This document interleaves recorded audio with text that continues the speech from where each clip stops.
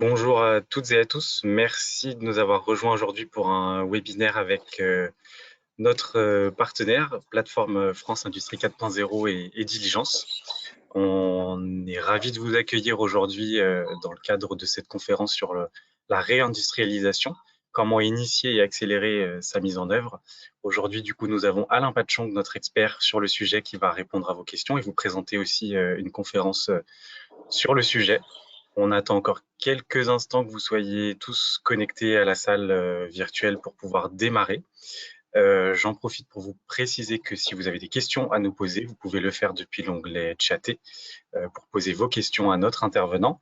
Wendy et moi-même serons en support pour transmettre vos questions à la fin de la conférence. On ne pourra pas y répondre pendant le live, mais on prendra avec attention chacune de vos remarques et de vos questions.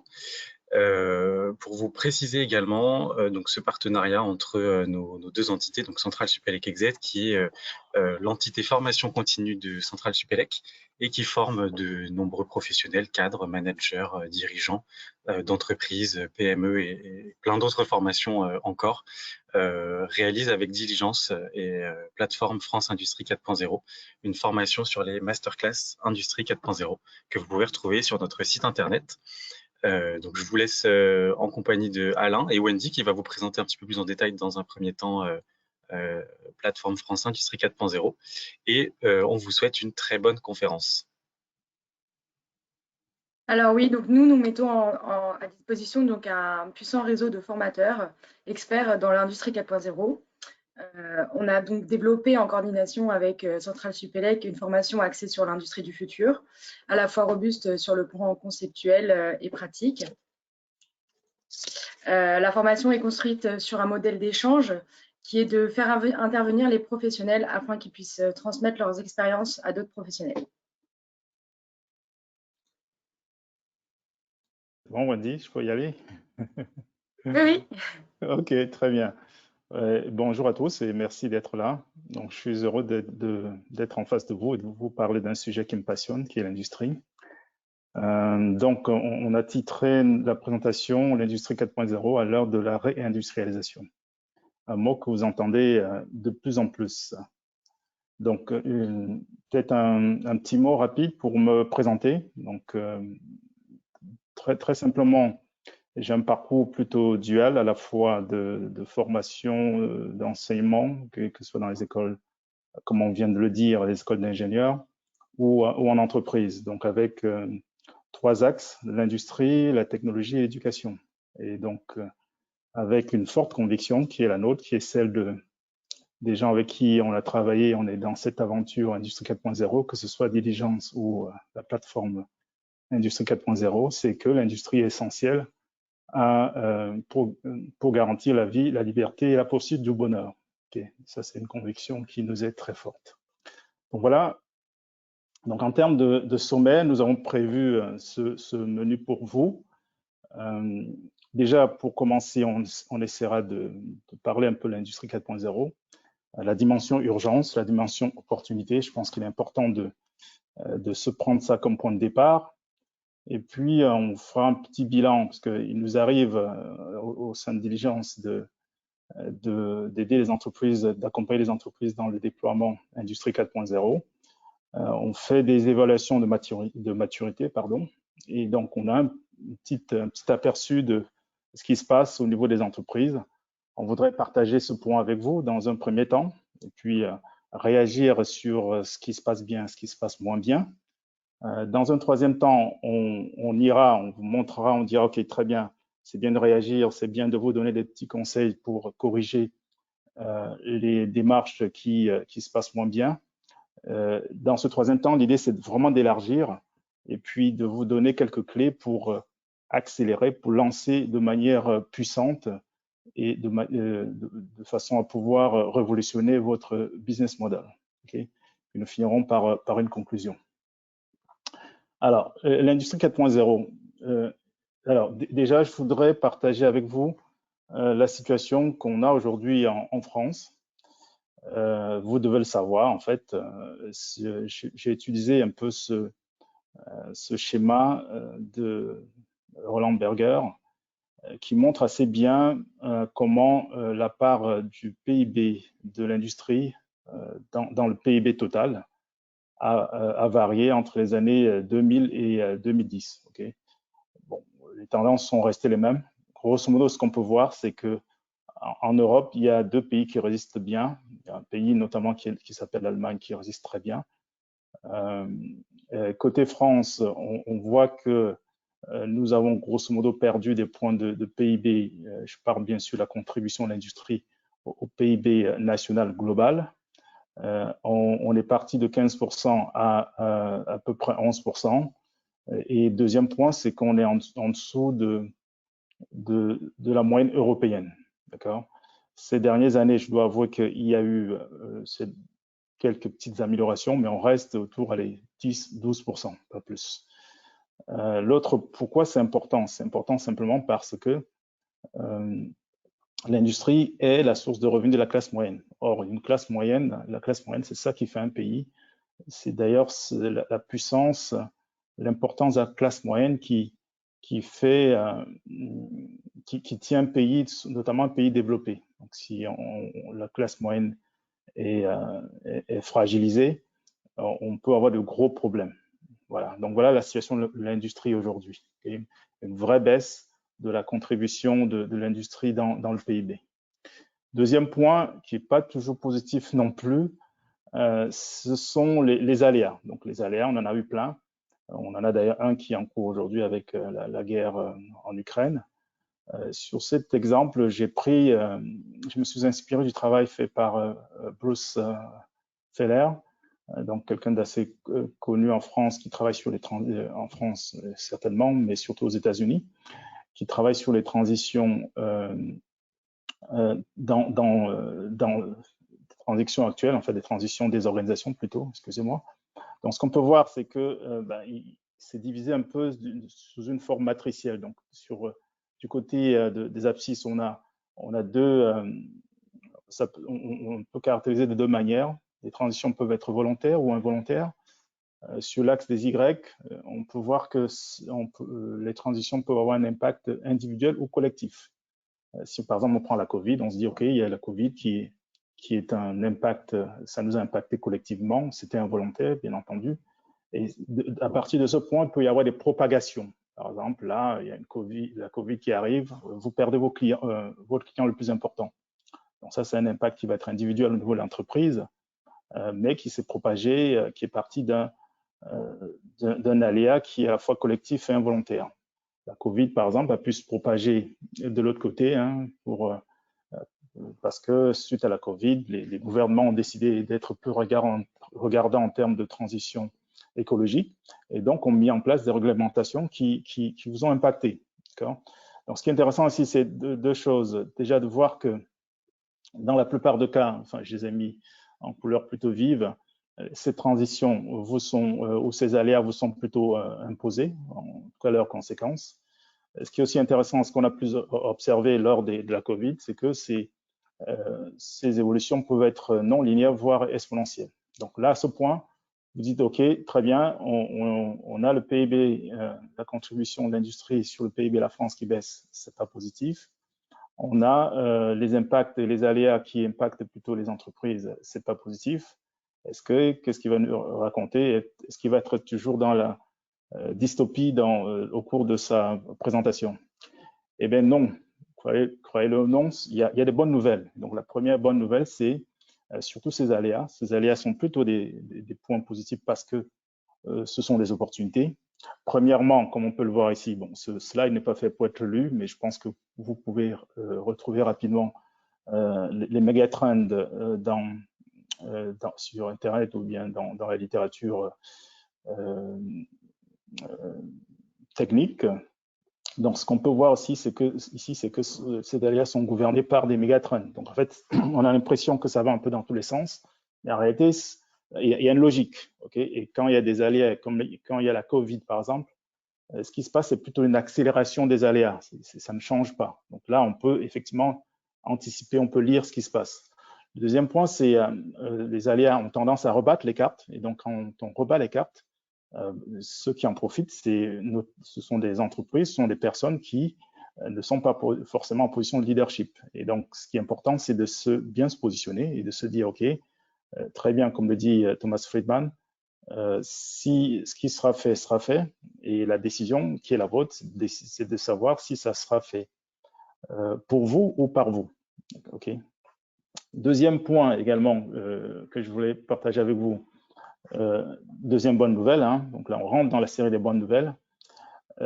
Il s'agit de l'industrie 4.0. L'industrie 4.0, en fait, qui vient avec un lot de technologies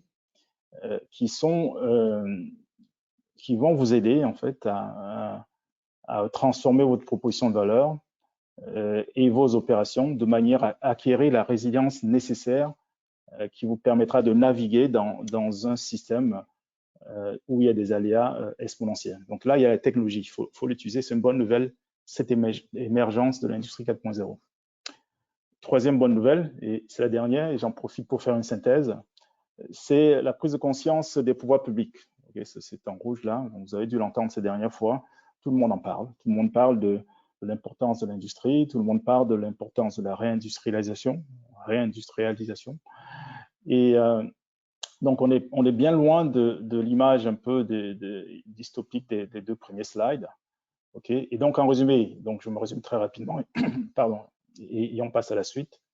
Une situation qui apparemment peut sembler être compliquée pour l'industrie, mais finalement trois bonnes nouvelles qui nous donnent les meilleures conditions pour avancer et réindustrialiser la France. Alors, donc comme je l'ai dit en conclusion, en introduction plutôt, excusez-moi, nous avons l'habitude chez Diligence d'accompagner les entreprises dans l'évaluation de leur maturité. Okay, donc, je me suis dit, OK, si on doit parler de l'industrie 4.0 en France, repartons de cette réalité, de ces documents, de ce contact que nous avons au quotidien, notamment avec les PME. Donc, nous avons une méthodologie digitale qui s'appuie notamment sur une méthode allemande. Et donc, cette méthodologie consiste à évaluer le niveau de maturité des entreprises en se basant sur 5 critères. D'accord ?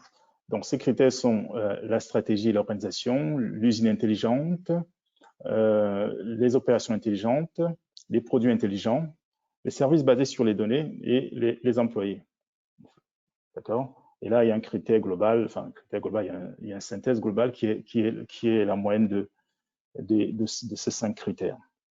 Alors, quand nous faisons ça, donc nous faisons depuis un certain temps, comme je l'ai dit tantôt, ce qu'on constate très simplement, c'est que il y a des points positifs. Des points positifs, c'est qu'en général, tout d'abord, on constate que on a une forme en chameau là, okay, avec deux bosses. Et donc, les points positifs en général concernent les employés. Donc, il y a une prise de conscience au niveau des employés. D'accord.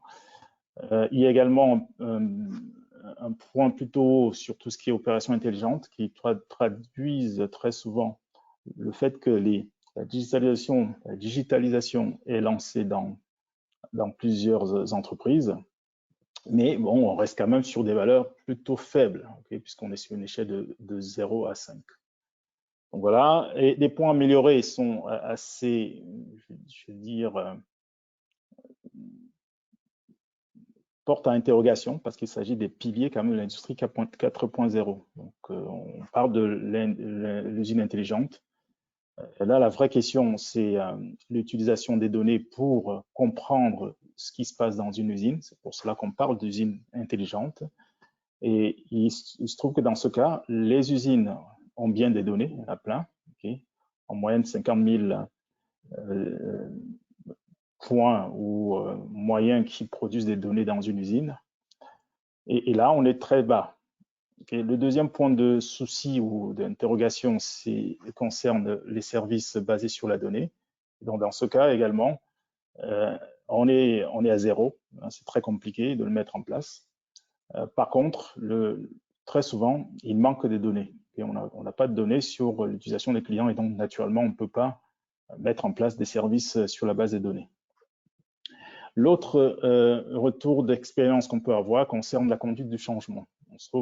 On se rend compte qu'en fait, effectivement, les gens se lancent un peu dans plein de projets, on parle beaucoup d'industrie 4.0, surtout la partie, je dirais, intelligence artificielle, alors que dans plein d'usines, on en est encore au stade du lean, ce que j'appellerais le 2.0. Il reste des marges de progrès énormes, notamment dans les PME. On peut faire déjà de l'industrie 3.0, c'est-à-dire l'automatisation ou digitale ou physique, et même commencer déjà à injecter des données dans les algorithmes pour mieux comprendre ce qui se passe.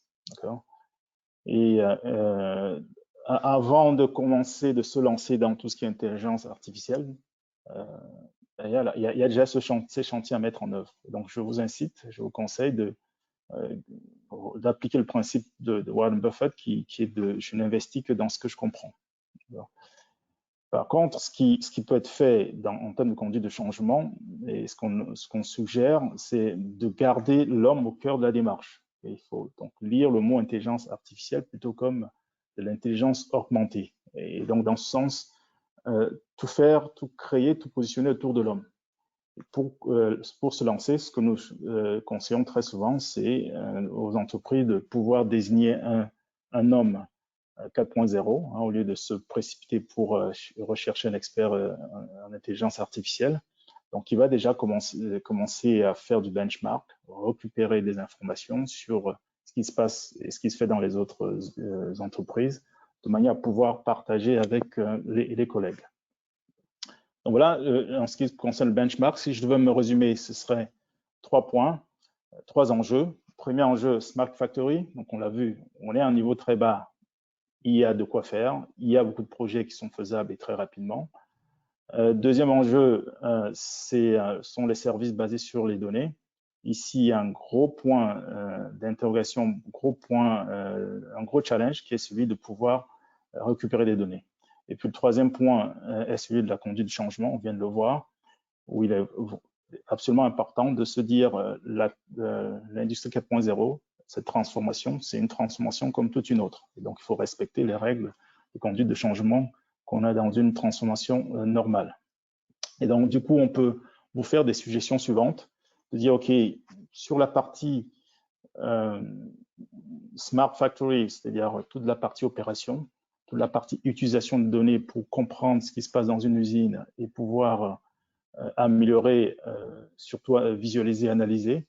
Il existe des solutions, donc on vous suggère de les mettre en place, pour mettre en place rapidement, si vous voulez juste faire des corrections ponctuelles. Je vous en présenterai une vers la fin de cet échange. Sur la partie données, service basé sur les données pour le client, il y a un enjeu donné, on l'a dit. Ce qu'on vous propose, par exemple, c'est de mettre en place très rapidement des solutions type CRM ou mettre en place, aller récupérer des programmes, mettre en place des programmes qui vous permettront de pouvoir collecter des données du côté de vos clients et de comprendre ce qui se passe chez eux, bien comprendre ce qui représente de la valeur pour eux, parce que l'enjeu, c'est celle-là, c'est l'intimité client. Qu'est-ce qui représente de la valeur pour mon client? Et le comprendre de manière qualitative, mais aussi quantitative avec vos données. Et donc, du coup, après avoir bien compris ce qui se passe chez vos clients, vous serez en mesure de leur proposer de la valeur et donc de pouvoir en créer aussi pour vous et augmenter votre chiffre d'affaires. Alors, pour la partie accompagnement à la conduite du changement, je le dis, je le redis, c'est l'homme. Et donc, du coup, insister sur la mise en place d'une organisation responsable Industrie 4.0 et là, en l'occurrence, plateforme Industrie 4.0 au travers de la formation qui est réalisée avec Centrale Supélec peut être utile. Voilà. Donc là, on a effectivement, je vous ai fait un petit bilan de ce qu'on voit et suggérer quelques corrections qui peuvent être mises en place rapidement. Nous pensons qu'il est vraiment important si on veut déployer de manière puissante l'industrie 4.0 dans son entreprise, de partir, lancer les choses globalement et en ayant une approche basée sur le business model, sur le système, sur le modèle d'affaires de manière globale. Donc, c'est ce qu'on vous propose dans la suite, hein, c'est de dire, OK, ne prenons pas le problème par les petits bouts, faisons une démarche, lançons une démarche plutôt globale qui va embarquer l'entreprise de manière entière, parce qu'il faut se dire que l'industrie 4.0, qui est liée à la 4e révolution industrielle, est tellement puissante comparativement aux autres révolutions précédentes, qu'elle embarque non seulement la partie des opérations, mais également la partie qui peut être associée à la proposition de valeur. Et donc, nous avons travaillé en interne chez Diligence, et nous proposons notamment une approche très rapide qui permet donc d'avoir cette approche qui embarque le modèle d'affaires dans sa globalité. Cette approche a 3 étapes. Donc, la première étape, c'est l'étape dite de l'évaluation de la maturité. Donc, l'idée, c'est grosso modo de se dire, voilà, où est-ce que j'en suis. C'est d'ailleurs ce que je vous ai présenté précédemment. Donc, évaluer votre maturité par rapport à ce qui se passe dans des entreprises comparables. Donc, c'est la première étape. La deuxième étape consiste à bâtir des fondations. Bâtir des fondations, il y a 2 points importants. Les employés, on en a parlé, mais également construire une roadmap. Une roadmap qui embarque tout le modèle d'affaires. Donc, je vais insister et réinsister pendant ce webinaire sur le mot modèle d'affaires, sur le mot business model, parce que c'est vraiment le point qui va faire un changement, qui va vous permettre d'aller vite et rapidement. Et donc, la 3e étape que vous pouvez voir ici consiste à déployer, lancer des solutions, faire des MVP et puis tester. Et quand vous avez des résultats concluants, pouvoir les déployer dans votre entreprise. Donc, on va voir, je vous propose de faire des zooms sur quelques-uns des points qui sont associés à ces 3 étapes. Sur la première étape, donc évaluer la maturité, donc ça, nous proposons notamment aux entreprises qui le souhaitent, hein, l'échange, une évaluation de leur maturité. C'est limité, on a un créneau de temps limité dans la semaine auquel on consacre cette activité et nous pouvons effectivement recevoir, échanger avec les entreprises pour les aider à évaluer leur maturité au travers de cet outil digital que nous avons développé. Donc, n'hésitez pas à vous inscrire sur diligence.com pour prendre des rendez-vous afin de faire évaluer votre maturité. Donc ça, là, il s'agit juste d'un premier échange. Il est évident que pour faire une vraie évaluation de maturité, il faut aller entrer dans une usine, prendre plus de temps et échanger, faire la visite terrain. Deuxième point, la fondation. Donc, on a parlé effectivement des employés dans la fondation. Ça, c'est important. Et donc, dans les employés, l'avenir des employés, il faut savoir une chose très simple. Donc, des études réalisées notamment par le World Economic Forum qui dit grosso modo, d'ici 2025, 40% des employés vont avoir besoin d'un reskilling d'au moins 6 mois. La question, c'est de dire, OK, vous voulez développer l'industrie 4.0, très bien. Qu'est-ce que vous avez prévu côté employé? Une autre action à penser, c'est la conduite du changement, parce que tout ce qui est technologie crée des interrogations. Ça peut créer du stress. Donc, la technologie arrive, qu'est-ce que je veux devenir? Est-ce que je veux perdre mon emploi? Ce sont des points également à adresser très rapidement. Troisième point, la transformation culturelle à attendre.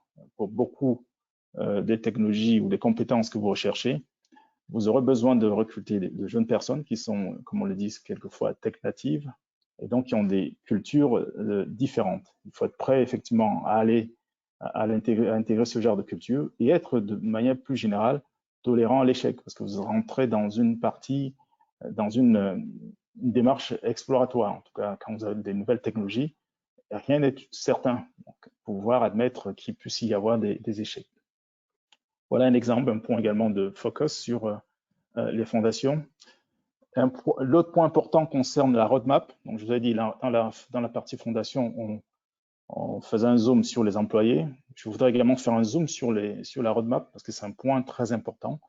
Je vous ai fait un schéma ici qui, il n'est pas destiné, tous ces détails ne sont pas destinés à être lus. Il y a des zooms qui se trouvent en partie annexe de la présentation. Je vous laisserai, quand la présentation sera partagée, vous pourrez lire en détail très simplement. Qu'est-ce que dit ce schéma? Alors, ce schéma dit Megatrend, dont je vous en ai parlé. Ce sont des éléments qui donnent tendanciellement ce qui va se passer dans ce monde. Vous allez les utiliser, d'accord, ces mégatrends qui vous permettent de bien canaliser la volatilité que vous observez. Vous allez l'appliquer à ce schéma qui s'appelle, qui est le BMC, Business Model Canvas, okay, qui vous permet d'analyser votre modèle d'affaires. Vous analysez votre modèle d'affaires, vous le challengez au travers des mégatrends. Okay. Il va y avoir la transition écologique et énergétique, très bien. Qu'est-ce que je fais? Qu'est-ce que cela implique en termes de ma proposition de valeur, par exemple? Donc ça, c'est la cellule qui est centrale. Donc vous le faites pour les 9 cases du BMC. Donc ça vous permet effectivement d'identifier les actions à mettre en œuvre, okay, qui vont ici, qui vont arriver à ce niveau. D'accord. Deuxième approche que vous pouvez avoir qui est complémentaire, qui reste dans le modèle d'affaires, il s'agit d'aller sur le terrain.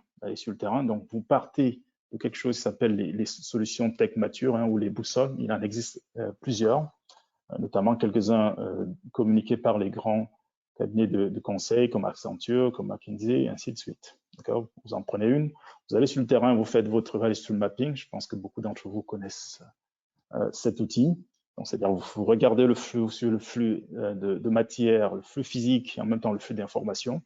Vous identifiez des dysfonctionnements dans votre système, okay, qui pour certains peuvent être résolus simplement par un chantier lean et ensuite magnifiés par des solutions technologiques. Donc là, comme vous pouvez le voir sur cette image, c'est ce qui apparaît dans des petites taches rouges là. Okay. Donc avec tout ça, vous avez donc une deuxième série, un deuxième package d'actions à mettre en œuvre. Profitez effectivement de cette technologie 4.0. Et donc, quand vous associez toutes ces actions, ça vous fait un certain nombre d'actions communes, une basket d'actions, c'est comme ça que je les appelle quelquefois, que vous pouvez effectivement maintenant positionner sur une carte de transformation. D'accord. Et là, ensuite, troisième point, vous pouvez utiliser des investissements qui existent, qui ont été mis en place par les pouvoirs publics, qui sont maintenant plus sensibles et très sensibles à l'idée de la réindustrialisation, notamment du 4.0. Donc, utiliser donc ces investissements, ces aides qui sont disponibles pour mettre en œuvre votre industrie 4.0. Voilà, donc ça c'est un schéma qui vous donne un peu les différentes étapes à réaliser pour pouvoir lancer dès maintenant et de manière assez puissante, de manière à embarquer votre modèle d'affaires et obtenir les résultats les plus cohérents possibles. Donc voilà, alors pour le tester et déployer, je voudrais partager avec vous une solution que nous distribuons chez Diligence.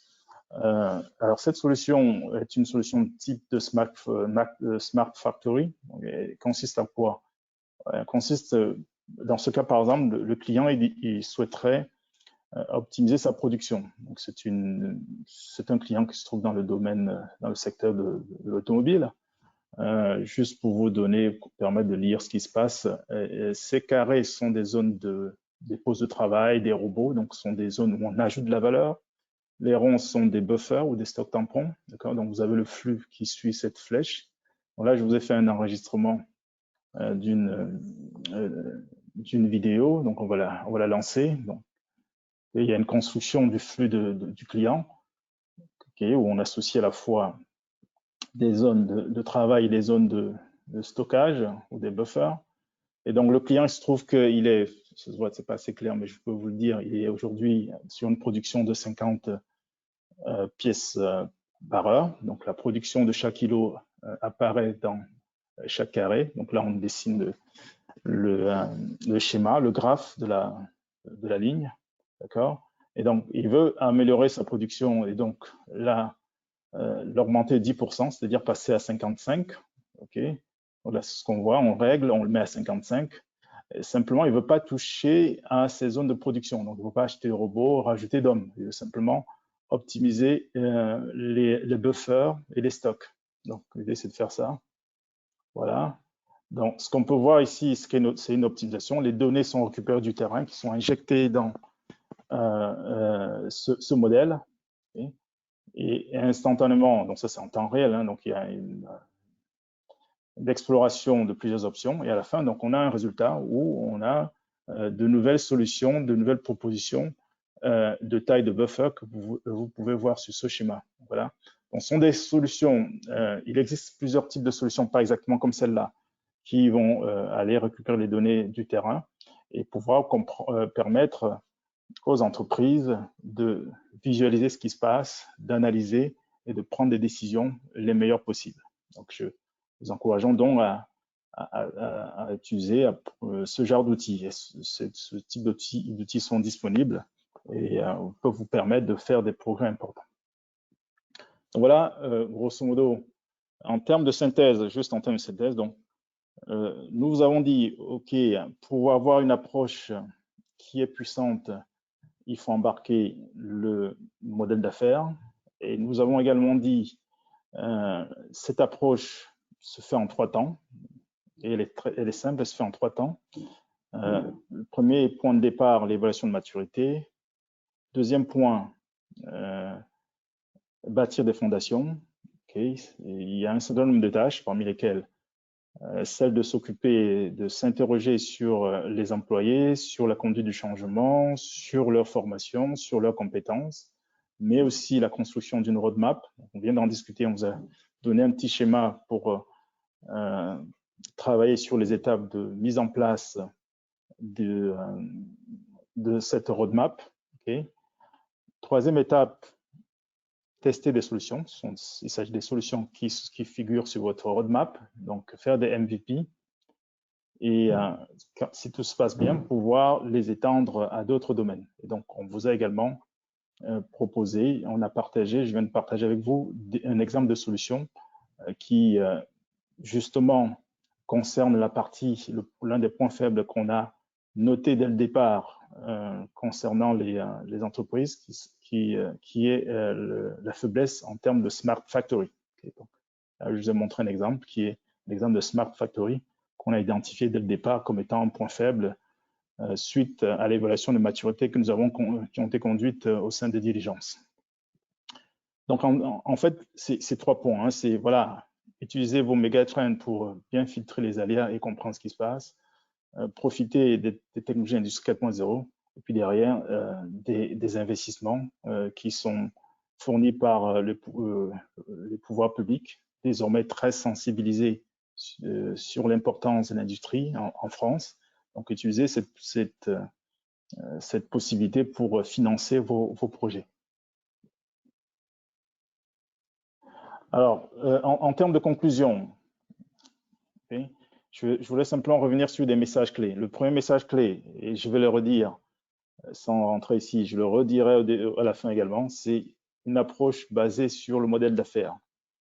L'industrie 4.0, c'est pas simplement une question d'opération, c'est pas simplement une question de robotisation, c'est pas une question d'AGV. Il s'agit d'une approche vraiment globale qui va embarquer tout votre modèle d'affaires et notamment récupérer ce qui manque, ce qui doit être fait en termes d'excellence opérationnelle, en termes d'automatisation, mais également en termes d'algorithmes, surtout au niveau 4.0. Si nous revenons sur ce qui est présenté devant vous, première chose, nous avons parlé de l'ambiance, de la situation actuelle concernant l'industrie en France. Okay. Nous sommes partis sur des images qui auraient pu vous sembler dystopiques. Simplement pour vous dire, après tous ces changements, les changements qui existent dans notre société, même à la lumière du Covid, sont des changements qui font partie des méga-trends. Okay. Les aléas qui arrivent, la Covid va accélérer ces méga-trends, mais fondamentalement, il n'y a pas de changement. Okay. Ça va vite, ça accélère. Ce qui se passe avec l'émergence de la Covid, ce qui devait se passer en 10 ans s'est déroulé en 10 mois. Il n'y a eu qu'une accélération. Donc, du coup, ces aléas rebattent les cartes et donc sont des opportunités pour les entreprises, surtout les plus petites d'entre elles, les PME, qui peuvent être plus agiles, prendre des décisions plus rapidement que les grandes entreprises. Ça, c'est un point, je dirais, plutôt positif. Nous avons également dit, OK, dans ces circonstances, il faut profiter de toutes les technologies qui existent, notamment qui sont portées par l'industrie 4.0, pour être plus résilient. Et même au-delà de ça, ne pas simplement être résilient, construire, identifier des opportunités.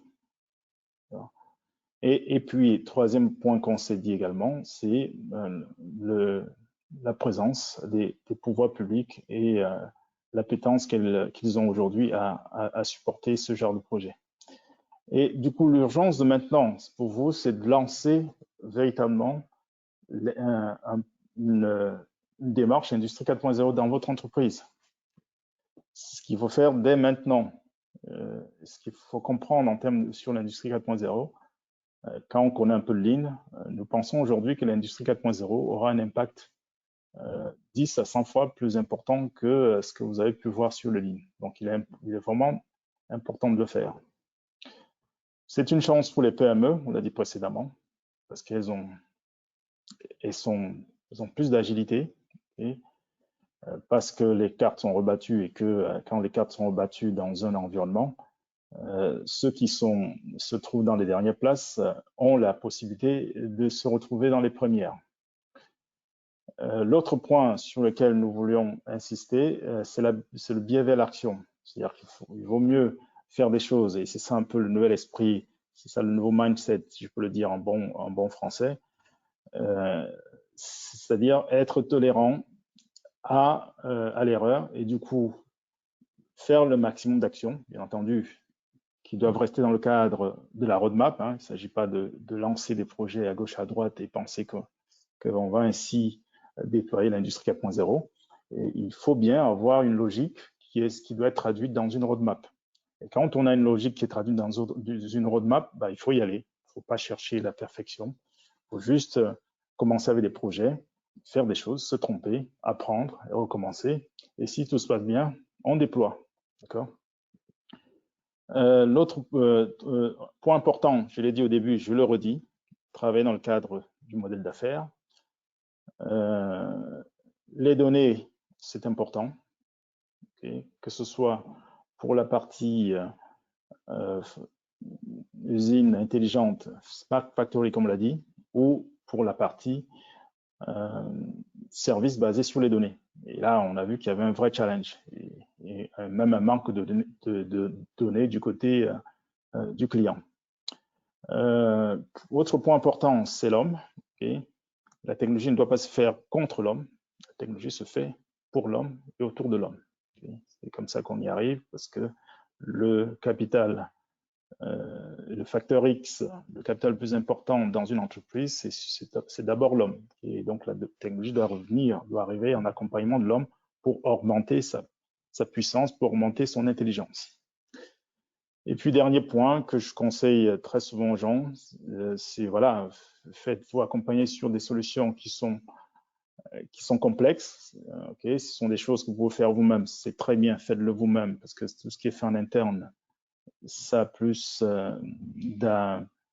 de force, ça a plus d'appropriation que quand on le fait faire à l'extérieur. Mais si vous êtes sur des projets un peu complexes d'automatisation ou bien d'algorithmie ou d'intelligence artificielle que je ne vous conseille pas d'adopter tout de suite, il vaut mieux vous faire accompagner ou alors acheter des solutions qui se trouvent sur étagère, mais bien cadrées. L'urgence aujourd'hui n'est pas de mettre en place des solutions d'intelligence artificielle. Et on a bien d'autres gains qu'on peut réaliser en amont avant celle-ci.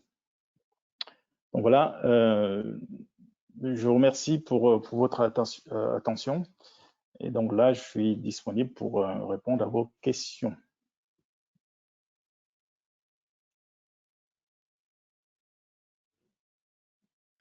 Alors, oui. Alors, il y a une première question.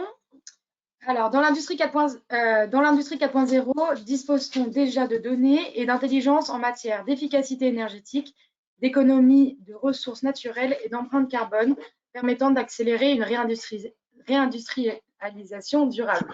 C'est pas ça. Difficile. Des jeux, ce mot. Alors, c'est quoi la question donc? C'est un commentaire ou bien c'est une question? Oui, c'est une question. Est-ce qu'il faut disposer de données sur la...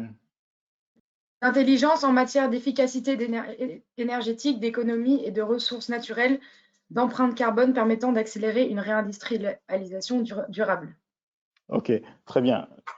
Ce que je veux dire, c'est simplement tous ces aspects, transformation écologique, énergétique, font partie des mégatrends. Okay, donc, c'est la mégatrend, si je puis dire, qui va être la plus impactante dans l'avenir. Okay, c'est celle sur laquelle se fondent quelques succès, notamment de Tesla. Donc, c'est de manière assez indiscutable, ce point doit être pris en compte. Donc, dans tous les chantiers, dans tous les accompagnements que je fais, notamment auprès de nos clients, nous insistons sur cet aspect. Il y a toujours cette dimension, puisque c'est une mégatrend impactante. Okay? Quand vous revoyez votre modèle d'affaires, la mégatrend de la transformation écologique et énergétique doit être prise en compte. Si vous ne faites pas ça, vous faites erreur. Ensuite, effectivement, si le moment est bienvenu, vous pouvez utiliser des solutions intelligentes, des solutions d'intelligence artificielle, avec les précautions que j'ai énumérées précédemment, c'est-à-dire être bien borné, bien limité, vous faire accompagner, mais sur un temps bien limité, pour créer, pour mettre en place des solutions, que ce soit pour vous, que ce soit pour vos clients. Donc, c'est une mégatrend effectivement très importante. Est-ce qu'il y a d'autres questions, Wendy? Oui, alors, existe-t-il des partenaires accessibles aux PME, donc peu coûteux, pour déployer des outils d'industrie 4.0, robots, IoT, etc. Oui, il en existe. Alors, de manière générale, BPI, avec qui on travaille, BPI France, j'entends, accompagne beaucoup les PME dans leur transformation. Je fais leur pub gratuitement. Donc, si vous êtes une PME, vous pouvez vous rapprocher d'eux. Ils disposent aussi d'un réseau d'entreprises qui ont été validées, qui font partie des panels, que ce soit des consultants. Il se trouve que nous, on travaille également pour eux, plus par passion de l'industrie et pour les accompagner, les supporter dans leur mission qui est celle de transformer et de réindustrialiser la France. Mais d'autres personnes travaillent également pour BPI France. Donc, pour moi, c'est une très bonne porte d'entrée pour vous permettre déjà de bien comprendre, parce que l'idée, s'il n'est pas, une fois de plus, je vous le dis, je vous l'ai dit, je le redis, l'idée, s'il n'est pas juste d'aller identifier un projet, de se mettre et de se lancer dans ce projet. Il faut vraiment avoir une approche cohérente, une approche qui est basée sur le modèle d'affaires, et donc vraiment réaliser toutes ces trois étapes ou quelque chose qui est similaire, et à la fin avoir au moins une roadmap, même si elle n'est pas parfaite. Il vaut mieux avoir une roadmap que de ne pas en avoir. Et c'est un point de départ qui peut effectivement être corrigé au fur et à mesure qu'on avance. Et je suis toujours un adepte de l'action, même si elle n'est pas parfaite. Quand on agit, on apprend. Et quand on agit, on avance. Okay, il vaut mieux donc commencer avec une roadmap où on a effectivement identifié les actions à mettre en œuvre, qu'on a positionné dans le temps, pour lesquelles on a identifié des ressources, que ce soit des ressources locales. Aujourd'hui, il existe plein de ressources mobilisables, que ce soit des stagiaires, ça part du stagiaire, à l'apprenti, à des personnes en interne, des nouvelles embauches, des consultants. Il existe toute cette palette de ressources qui peuvent être mobilisées selon vos besoins, selon vos moyens, pour commencer à faire quelque chose. Et là, vous avez un projet, vous avez quelque chose, vous avez une map, vous avez avec des projets où on a dit, OK, ça va être tel projet à telle date, OK, qui va être piloté par telle personne, qui va avoir telles ressources. Okay, parce que si vous avez des projets sans ces informations, qui s'en occupe, quand, quelles sont les ressources, ça va faire de beaux affichages, mais ça risque de ne pas beaucoup avancer. Parce que, par expérience, je sais également que la question de ressources est une question importante, notamment pour les employés, parce que les employés, très souvent, ont déjà leurs tâches, leurs activités quotidiennes. Donc, si on n'est pas capable, si on ne discute pas de la question non seulement du projet, de qui, mais aussi de la ressource, on peut avoir de grosses surprises et se retrouver 1 an ou 2 ans plus tard avec une roadmap qui n'a pas bougé. Donc, voilà pour ma réponse. Ah, j'ai une grande question qui va être sûrement très longue. Pourquoi 4.0? Ah, très bien. Alors, je ne suis pas revenu là-dessus parce que je me disais qu'à ce point, l'information est largement vulgarisée. Le 4.0, comme je l'ai dit tantôt, est lié à la révolution industrielle, si je peux dire. Parce qu'il y en a eu 4 jusqu'à ce jour. Il y a eu la première révolution industrielle qui était plutôt associée à l'utilisation pour la première fois de l'homme, de la machine à la place de l'homme, donc avec tout ce qui est comme énergie, la vapeur. Donc ça, c'était il y a très longtemps, au XVIIIe siècle, et la puissance industrielle à l'époque, c'était l'Angleterre. Et puis la révolution suivante, qui était celle qualifiée de deuxième révolution, qui est assez, dont le symbole est la ligne d'assemblage, donc il y a l'électricité qui arrive. Et puis là, on est plutôt dans comment on organise le travail de l'homme et de la machine. Donc ça, c'est le Fordisme, ça, c'est le Taylorisme. Donc là, on parle et déjà, on commence à rentrer aux États-Unis. Les États-Unis commencent déjà à prendre le pouvoir, le leadership. Comment simplement, d'accord? Donc on parle des débuts du XXe siècle, là, la fin du XIXe siècle plutôt, dans cette zone. Et puis la troisième révolution industrielle qui a lieu dans les années 70. Donc c'est une révolution qui est dédiée à la digitalisation, c'est-à-dire que et l'exemple classique, c'est les automates, hein, c'est-à-dire on passe d'une approche analogique à une approche digitale, hein, à un zéro, c'est pour cela qu'on parle d'automates. Les automates qui peuvent, par exemple, piloter un robot. Donc c'est la programmation, ce sont les automates. Ok, c'est pour ça qu'on parle de 3.0, c'est plutôt l'automatisation. Et puis la dernière révolution, qui est plutôt celle où la machine qui est déjà autonome dans la troisième révolution, devient intelligente. Okay, donc là, on a des systèmes dits cyberphysiques où à la partie physique, on ajoute un peu d'intelligence. Et simplement, cette intelligence a pu se développer, parce que pour avoir l'intelligence artificielle, il faut des experts. Okay, le problème avec les experts, c'est que par définition, ils sont rares. Et donc, pour arriver à rendre cette approche scalable, il a fallu avoir des approches d'intelligence artificielle basées notamment sur des réseaux de neurones, qui, pour que ce soit faisable, sont allés chercher, on allait chercher ça dans les données, on allait chercher l'expertise dans les données. Donc, pour aller chercher l'expertise dans les données, il fallait avoir des algorithmes assez puissants.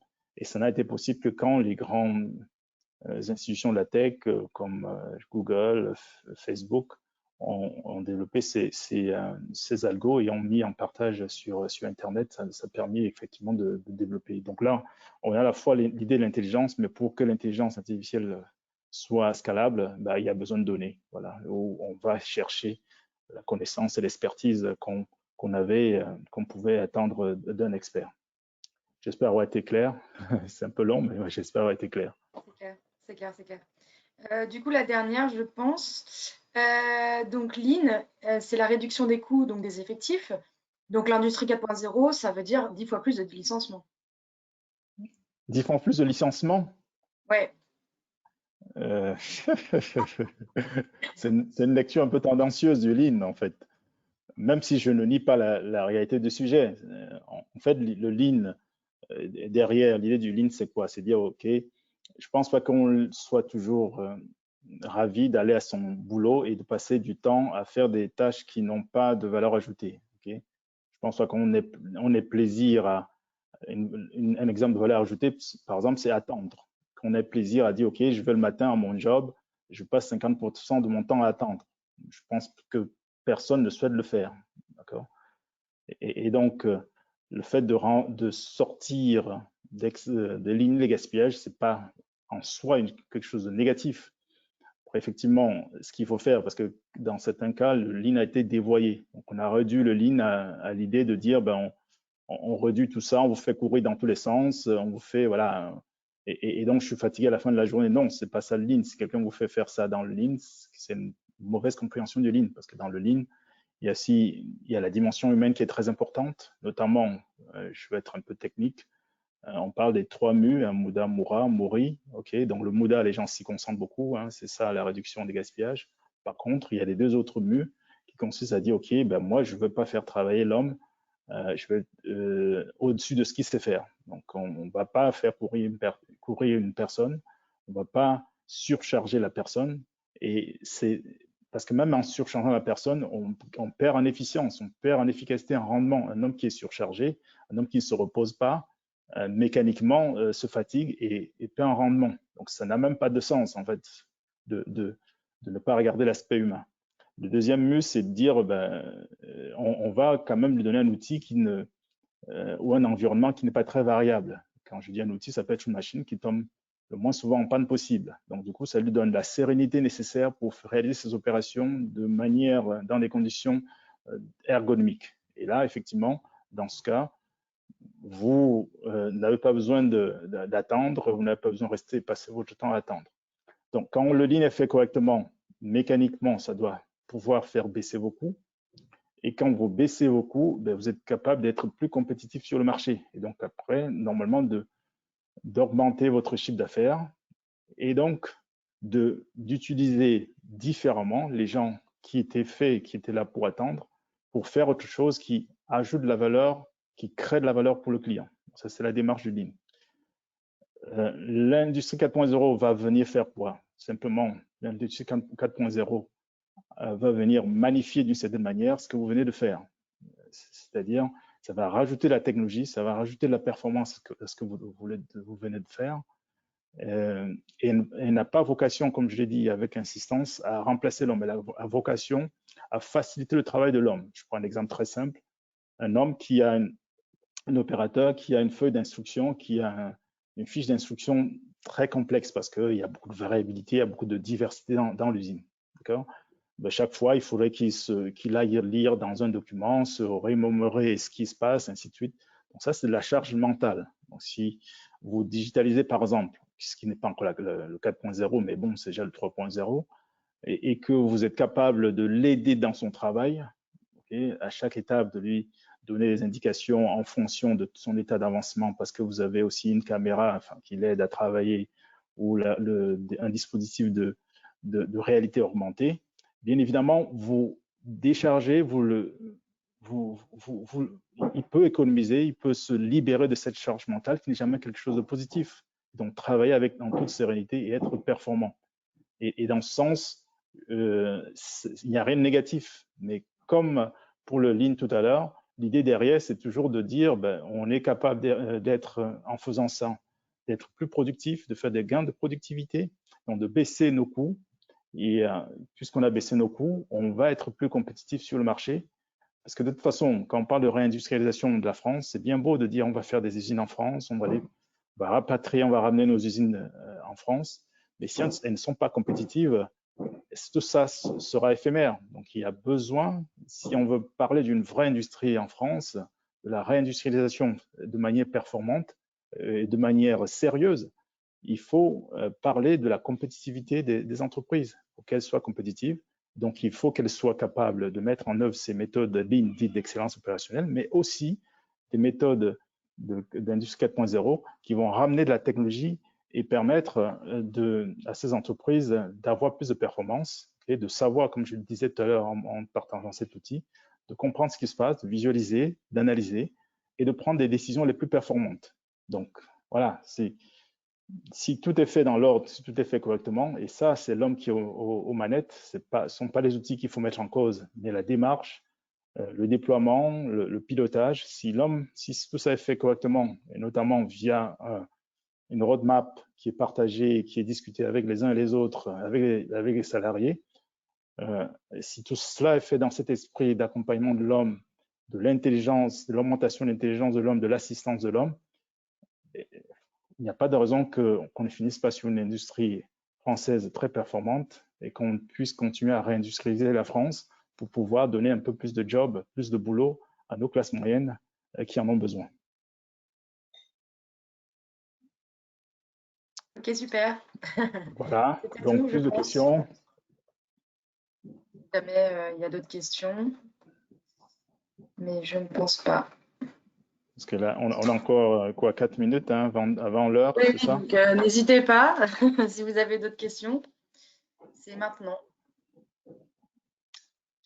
Écoute, s'il n'y a pas de À quoi questions, sert, on en a une. À quoi sert de rajouter de la technologie sur une usine polluante et inefficace? écoutez, déjà la technologie peut aider à dépolluer l'usine polluante. Inefficace, c'est ce que je viens de dire, hein, ça sert à rien. C'est ce que j'appelle d'ailleurs la règle du bullshit au carré. Si vous avez une usine qui est bullshit, vous rajoutez la technologie, ça vous donne du bullshit au carré. Donc dans ce sens, la technologie ne sert à rien si vous avez une usine inefficiente. D'où ma suggestion, d'où mon conseil effectivement d'utiliser le Lean comme étant un prérequis de la mise en place de l'industrie 4.0. Ça ne veut pas dire qu'il faut, tant que vous n'avez pas déployé le Lean à 100%, vous ne pouvez rien faire. Non, vous pouvez commencer, ne serait-ce que localement, par certains endroits. Mais il est vraiment important, et je profite de cette question pour le rappeler, il est vraiment important que tout déploiement commence par cette phase qu'on peut appeler, caractériser en bon français, de clean-up, de nettoyage, où on regarde ce qui se passe, où on travaille sur les process pour être certain qu'ils sont vraiment efficients. C'est un véritable prérequis pour mettre en place l'industrie 4.0. Donc, dans ce sens, effectivement, ça ne sert à rien, il faut commencer par là. Bah, c'est tout, je pense. Hein. Bah écoute, Rien super. d'autre, je pense. Ouais. Voilà, bah écoutez, on va donc remercier tous ceux qui nous ont écoutés, hein, en espérant qu'on a répondu à leurs questions et à leurs attentes, en tout cas ce qui sont une fierté. Merci à tous. Il n'y a effectivement pas d'autres questions. On vous enverra un lien avec le replay dans un email dans quelques jours. Il sera aussi également disponible sur le site internet de Centrale Supélec EXED et de plateforme France Industrie 4.0. Merci d'avoir été si nombreux à vous connecter aujourd'hui. Merci Alain pour ta présentation. Merci Wendy et à bientôt. À bientôt. Merci à tous. Au revoir. Au revoir.